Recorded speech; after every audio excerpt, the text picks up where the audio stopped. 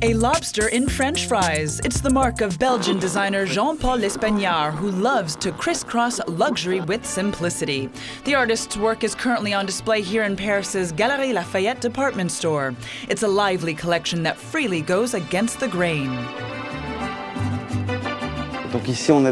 We are here in the section called Don't Worry, Be Happy. It's a series of photos that I took in Mexico while I was doing research for my collection. I played around and dressed myself as Maya the Bee on the main temples, a little like when we go to Euro Disney and wear Mickey Mouse ears. Growing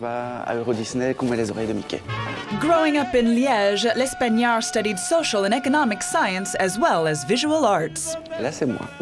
That's me. Yes, it's me. Like a typical tourist with a bathing suit, flip-flops, and my little bee costume and a camera so I don't miss anything. The 34-year-old is fascinated by amusement parks and seaside towns. These sugar sculptures were made by pastry world champion Julian Alvarez. They're a statement on mass tourism. Most of all, I want to raise awareness, but I'm not a big activist. I just want to show what world we live in. It's my job as a fashion designer to represent the society we live in. Jean-Paul Lespagnard takes pleasure in his work. In fashion, as in visual art, he wants his public, whether they be professionals or hobbyists, to participate and laugh. I can't stand fashion that makes us suffer. I no longer like the shows where we sit and then the girls walk on the runway. Actually, we already did that structure for one of my collections. People were invited to a show, but they were the ones who created the runway. Journalists, cameramen, photographers at the center of the setting, being watched by an audience playing the model's role.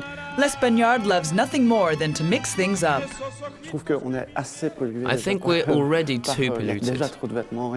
There are already too many clothes, too many images that are released.